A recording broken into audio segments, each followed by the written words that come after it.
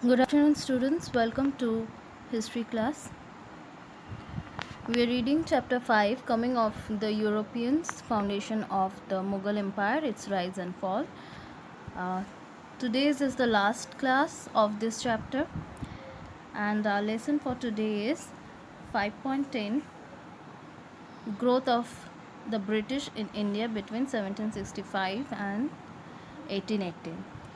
In today's class, we will focus on the Marathas. So, in the endeavor to build up an empire in India, the British had to encounter two major rivals, one Maratha and Mysore. Now, in the last class, we read about Mysore. In today's class, we will focus on the Marathas. Now, the Marathas had suffered a temporary setback after their defeat in the Third Battle of Panipat, that is in 1761. But soon they recovered and appeared once again in full strength. After Third Battle of Panipat, the Marathas were unified under the leadership of Peshwa Madhav Rao I. The then Governor General Warren Hastings, though alarmed at the growing power of the Marathas, did not make bold to come into conflict with the Marathas. But after Madhav Rao's death, when internal disagreements weakened the Marathas, the English took full advantage of the situation. So Madhav Rao I was quite a capable ruler who unified the Marathas under his leadership.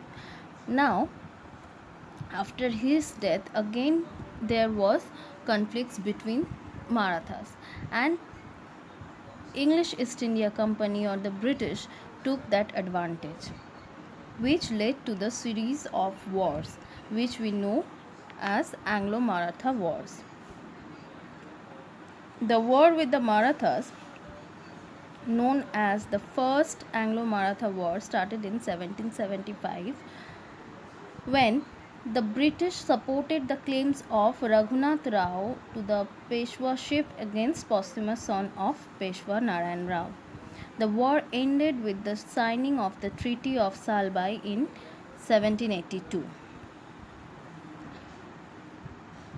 The Treaty of Salbai brought peace between English and Marathas for the next 20 years. During this period, the internal conflict among the Maratha leaders was at its height. Moreover, the Maratha chiefs like Scindia, Bhosle, Gaikwad, and Holkar, disowning the leadership of the Peshwa, became virtually independent.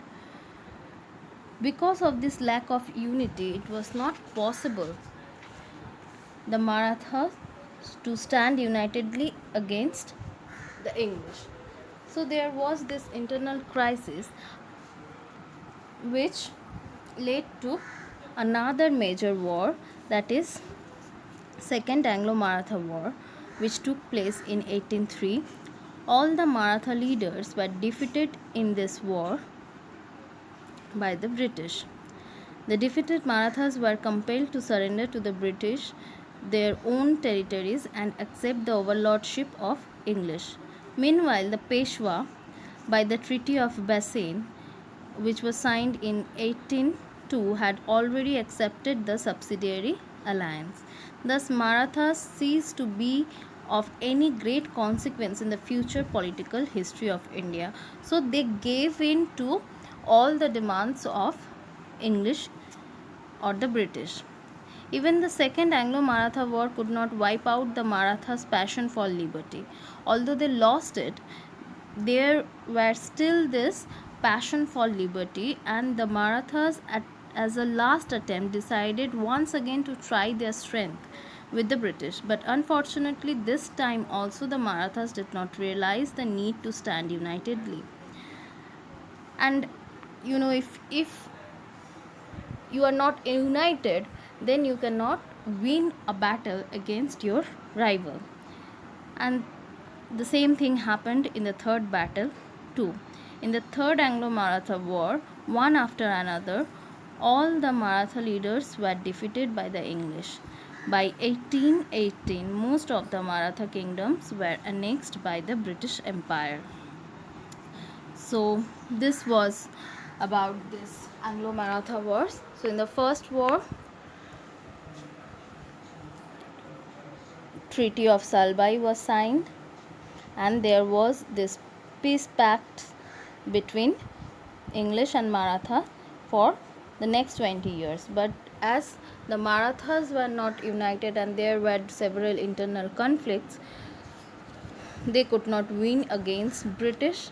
Even in the Second Anglo-Maratha War, they lost it, and the Treaty of Bessin was signed. The Maratha ruler, or the Peshwa, was he was forced to sign this subsidiary alliance. And in the last Anglo-Maratha War,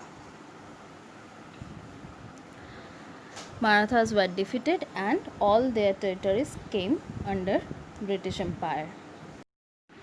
Thus, by 1818, except Punjab, Sindh, and other small kingdoms, the whole India was possessed by the English.